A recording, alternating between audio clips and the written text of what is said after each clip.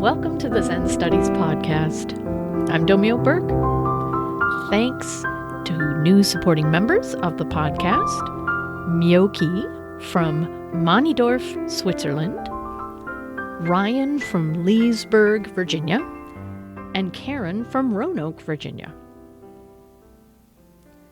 On to today's topic. No Buddhist Bible. A brief overview of 2,500 years worth of Buddhist texts. Part 1 of 2. For those of us most familiar with religions that rely on central, divinely inspired texts, the sheer number and variety of Buddhist sources can be disorienting and overwhelming. Jews have their Torah, Christians their Bible, Muslims their Quran, and Hindus their Vedas, but Buddhists have no divinely inspired central text or even collection of texts to serve as a definitive source of orthodox teachings. The texts considered authoritative in at least one sect of Buddhism would fill a decent-sized library. The sheer abundance of Buddhist texts is probably what inspired Dwight Goddard to publish a book he called the Buddhist Bible back in 1932, when English-speaking Westerners were starting to get interested in practicing the religion. I remember happily purchasing the book shortly after I got involved in Buddhism in the 1990s, thinking, whew, thank goodness, now I can get a handle on this tradition. I was sorely disappointed. Goddard's book contains translations of 4 dense Mahayana sutras. They are indeed important texts within that branch of Buddhism, but they're far from being accessible to a beginner. And in addition, few Buddhists in the world would recognize the book as being anything approaching a Bible or a central text that contained everything that was essential to Buddhism. So, given there's no Buddhist Bible, what do you study if you're a Buddhist or interested in Buddhism? Where do you begin? How much do you really need to know? In this episode, and in part 2, I will give you an overview of the Buddhist teachings that are found in the lineage of Zen. So this is meant to be, if you will, your 2,500 years worth of Buddhist texts in a nutshell, to give you some context for whatever text you might find yourself reading. But I do have to limit myself to texts historically connected to the Zen tradition, or this information would never be able to fit in a nutshell. However, I will try to note where other major traditions branch off, from original Buddhism and then Mahayana and Chan and Zen. So you'll have a sense, perhaps, of where other Buddhist texts fit in. And I'll also briefly discuss how the authority of a given text is measured and viewed by Buddhists. And in this episode, I get as far as the Mahayana Sutras. And in part 2, which I will release next month, I will continue the overview, covering Mahayana philosophers, Chan teachings, including koans, and then Japanese Zen.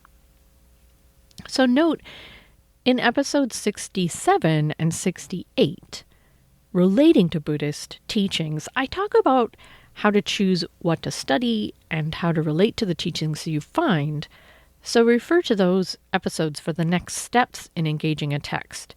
I also include Dharma study as one of my 10 fields of Zen. So if you want to hear more about how to study, how to choose what to study, how to relate to texts, see those episodes. So what makes a Buddhist text legit? Before I begin, let me say a few words about how a text ends up being considered important enough to be preserved and passed down through the generations by Buddhists. In other words, how does a text end up in our Buddhist nutshell? Buddhists have a different standard than most religions when it comes to deciding whether a particular teaching is legit. There are certainly sects of Buddhism, such as Theravada, which focus primarily on teachings believed to be the word of the actual historical Buddha Shakyamuni or his immediate disciples. And Buddhists everywhere generally have admiration and respect for such teachings. But even the Theravadins use and honor other sources, so authentic Buddhist teachings aren't limited to those given directly by the founder of the religion, who was just a human being and not a god or an emissary of God. In general, a Buddhist text or teaching produced by an advanced practitioner of Buddhism may be considered every bit as legitimate, useful, and authoritative as something Shakyamuni Buddha said. There are two reasons for this. First, the Buddha taught a method of study and practice that allowed other people to fully awaken to the same thing he had. He would have considered his teaching efforts a failure if this hadn't happened. Subsequently, people who followed the Buddha's path to completion could, in turn, teach others. When the Buddha died, in fact, he assured his students that they didn't need him. Now they could rely entirely on themselves and on the Dharma or teachings he had left. In theory, then, in every Dharma generation after that, some people have achieved and verified for themselves what the Buddha did. The teachings and writings of these awakened folks become legitimate sources of inspiration and guidance for subsequent Buddhists. The second reason there are so many Buddhist texts and teachings is that we verify the legitimacy of a given teaching for ourselves through our own direct experience. The Buddha himself advised his students to approach teachings this way. One of the classic suttas in the Pali Canon describes the Buddha telling some of his followers, the Kalamas, about how to know whether a given spiritual teaching is legitimate or not. Quote, "Now, Kalamas, don't go by reports, by legends, by traditions, by scripture, by logical conjecture, by inference, by analogies, by agreement through pondering views, by probability, or by the thought, this contemplative is our teacher. When you know for yourselves that these qualities are skillful, these qualities are blameless, these qualities are praised by the wise, these qualities, when adopted and carried out, lead to welfare and to happiness, then you should enter and remain in them." End quote. We accept teachings and practices provisionally, just long enough to test their truth and efficacy for ourselves. Obviously, we use some common sense to sort the wheat from the chaff, but when a teaching or text seems okay, we still verify its legitimacy through our direct experience.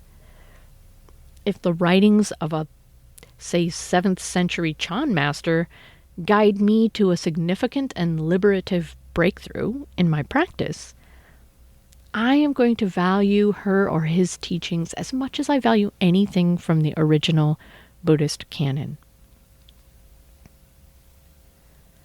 Buddhism's family tree. To comprehend the evolution and accumulation of Buddhist texts through the ages, it's very helpful to think of the Buddhist tradition as a family tree. So Buddhism is a lineage tradition with a strong emphasis on the legitimate passage of the teachings and practices from teacher to student through time. Therefore, most teachers and temples or Buddhist centers will be able to trace a lineage of teachers back to Shakyamuni Buddha. Part of this lineage will be apocryphal, because we're talking about 2,500 years, but the concept of lineage is taken seriously. Like distant relatives in a family tree, Buddhist lineages have diverged greatly over time. Differences between distantly related lineages include which teachings and texts are treasured and emphasized, the central practices, the emphasis on monasticism or not, the inclusion of women and lay people, the culture of the Sangha, even the ultimate goal of the practice. A terminal branch in this Buddhist family tree, far from yours, may be a form of Buddhism you barely recognize. For most forms of Buddhism, the top of Buddhism's genealogical tree is Shakyamuni Buddha, and the most ancient texts and teachings attributed to him, dating from about 2,500 years ago. And then early on, the tree splits into two major branches, Mahayana and Theravada. Theravada means way of the elders, and this branch of Buddhism has done its best to preserve and honor the teachings of Shakyamuni Buddha. The Mahayana branch added many texts and concepts and practices to original Buddhism, and then it further branches into Vajrayana and Pure Land and Chan and Zen and most other forms of Buddhism. Every branch keeps dividing. And the tiny outermost branches, or bottom branches, if you will, the furthest in time from the origin or trunk, represent extant lineages of Buddhism. All the Buddhist branches trace back to common ancestors and all revere the original teachings of Shakyamuni Buddha. But Dharma study focused on widely divergent lineages may present you with apparent contradictions and competing messages.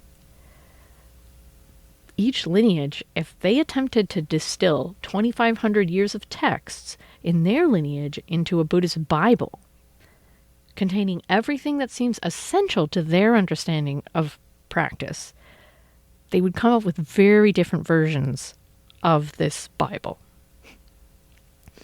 So note that, in fact, even the way the Buddhist family tree is envisioned differs greatly in different forms of Buddhism. So in Vajrayana Buddhism, it's viewed very differently. I found a fascinating and informative graphic called Lineage Tree of All Major Buddhist Sects on the Holy Vajrasana Temple website. So there's a link to this graphic in this show's show notes. It shows the Buddhist lineage tree through time, including color coding by country and a timeline along the right side, and identification of the various extant sects along the bottom of the tree. It depicts 4 major types of Buddhism, and Dharma ancestors on the Vajrayana side include a number of Buddhas other than Shakyamuni, along with celestial bodhisattvas and other Dharma beings. So I recommend checking the graphic out for the sense it can give you of how very complex the family tree of Buddhism is. All right, on to texts, starting with canonical Buddhist texts from original Buddhism. The closest thing to a Buddhist Bible might be considered the canonical collections of the most ancient Buddhist texts. The ones composed shortly after the time of the Buddha, containing either his words, the words of his close disciples, or monastic regulations compiled by the early Buddhist community. According to the Buddhist story, communities of Buddhist monks met and officially designated which texts were considered canonical, that is, authoritative and genuine, over the course of the first couple hundred years after the Buddha's death. So in this podcast, I refer often to the Pali Canon, one version of this collection of canonical texts. The Pali Canon was recited orally for centuries before being written down in Pali in Sri Lanka in the 1st century BCE, and it's the central authority for the Theravadan school of Buddhism. The ancient canonical Buddhist texts were also eventually translated into Sanskrit in India and made their way to Tibet and China and Southeast Asia, so there are other somewhat different versions of this original Buddhist canon. You might think that the existence of canonical collections of ancient Buddhist texts, most of them believed to contain words spoken by the Buddha himself, would satisfy our longing for a concise and definitive Buddhist Bible. But, alas, the Buddha taught for 45 years on an amazing array of topics, and the canons are very long. According to the Access to Insight website, the Pali Text Society's English translation of the Tipitaka, the 3 sections of the Pali Canon, fills over 12,000 pages in approximately 50 hardbound volumes, taking up about 5 linear feet of shelf space and costing about $2,000 US. Fortunately, you can access English translations of quite a few of the most important canonical Buddhist works online, and a nice set of translations of most of the important Sutta sections of the canon have come out fairly recently from Wisdom Publications. If I had about $250 to spare, I could own 5 volumes totaling over 7,000 pages and have access to most, but not all, of the Pali Canon texts on the central teachings of Theravadan Buddhism. All extant forms of Buddhism today respect Shakyamuni Buddha and his teachings, but many of them tend to focus on later texts specific to their lineage. If you examine any Buddhist text closely, though, you will see how it remains more or less consistent with the teachings of Shakyamuni, even if it uses very different language and concepts. For context, Theravadan Buddhism, the largest extant school that focuses primarily on early canonical texts, is the dominant form of Buddhism in Sri Lanka and Southeast Asia, including Thailand, Myanmar, Laos, Cambodia, Vietnam, Bangladesh, and Malaysia. Theravadan lineages have taken root in the West as well, manifesting both in a traditional form centered around fully ordained monastic practitioners teaching lay people, and in a form adapted to lay practice and Western sensibilities known as vipassana or insight meditation. Canonical Buddhist texts are delightfully straightforward and down to earth. Some of the texts aren't easy to understand. Some seem very dense and philosophical, but many are elegantly clear and present as some of the earliest forms of it, maybe, if you will, like self-psychoanalysis and therapy. See episode 97, 12 Pali Canon Suttas Every Buddhist Should Know. There are some accounts of supernatural powers and occurrences in canonical texts, but such things are not the point of the texts. Buddhism is presented as a rational and gradual path of practice that can be pursued by anyone with sufficient determination. The ultimate goal is presented as nirvana, or complete disentanglement from the kleshas, or unwholesome mind states that lead to suffering. Most practitioners are not aiming for immediate nirvana, which is understood to be a goal it takes many lifetimes to attain. Every step along the path, though, is considered beneficial. So canonical texts offer many useful teachings and tools to any Buddhist. So now we follow the Mahayana branch of the Buddhist family tree, leaving Theravada. And I should note that while Theravadins always prioritize the teachings of the Buddha. They also have their own literature of commentaries and teachings from revered teachers through the ages. So, rise of the Mahayana.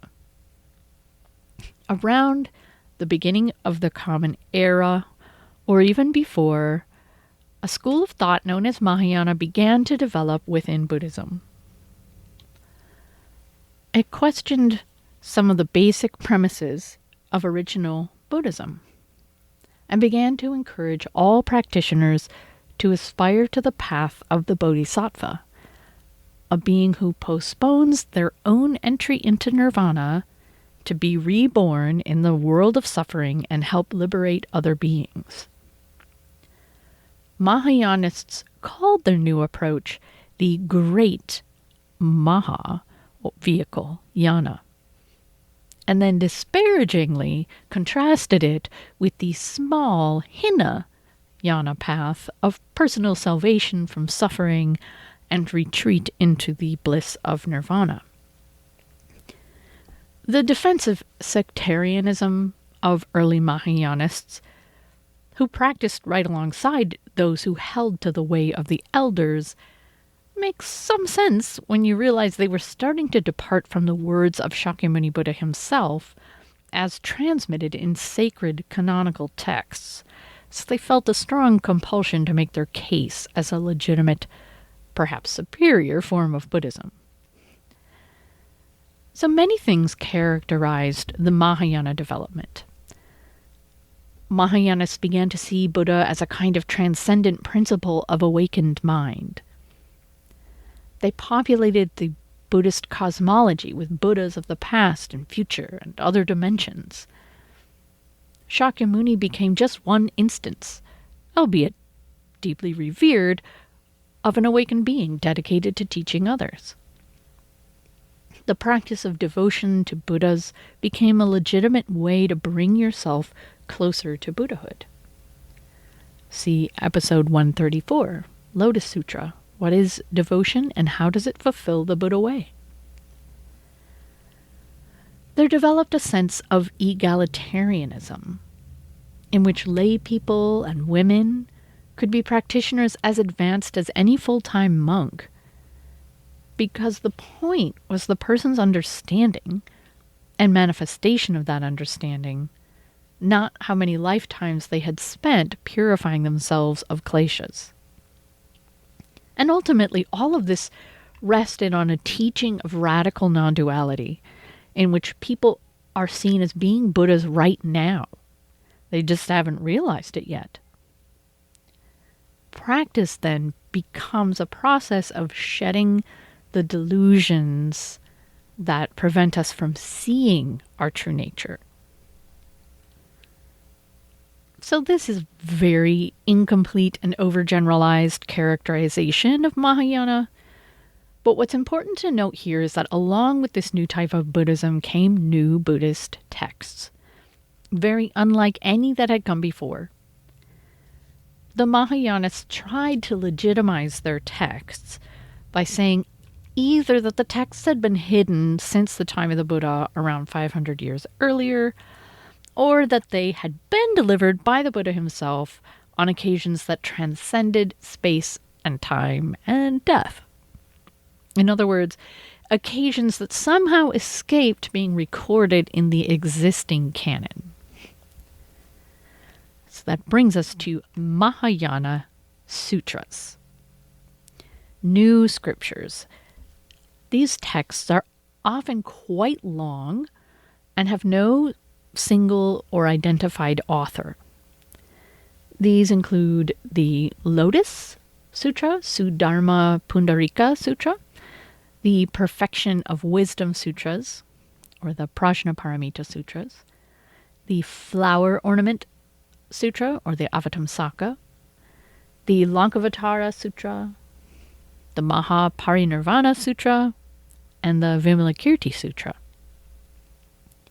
So these texts are called sutras, which in Buddhism implies that they are teachings of the Buddha. And in most cases, the sutras are written as if Shakyamuni Buddha is speaking them, or one of his accomplished disciples is speaking them with the Buddha's supervision and blessing. Mahayana sutras are very diverse, but they're often flowery and grand, portraying transcendent scenes with myriad Buddhas and Bodhisattvas and world systems. They preach devotion, selflessness, and Bodhisattva ideals. They're full of stories and parables, some of which are very beautiful and inspiring. Most give accounts of supernatural occurrences, like the Buddha reading the minds of people in the audience, or universes appearing inside a jewel. In general, if you're reading a text that calls itself a Mahayana Sutra, that has no author, it's a text that arose between 100 BCE and around 200 or 300 CE or so, during the time Buddhism was spreading north and east from India to Tibet and China. In most cases, it's unclear whether such sutras originated in India or in the places Buddhism newly traveled, or whether they began to form in India but continued evolving as they traveled to new countries. Long Mahayana sutras are often thought to have started with just a few chapters and then expanded over time to include additional material, explaining in part why they may seem disorganized or lacking in any coherent theme or plot or topic, or sometimes repetitive.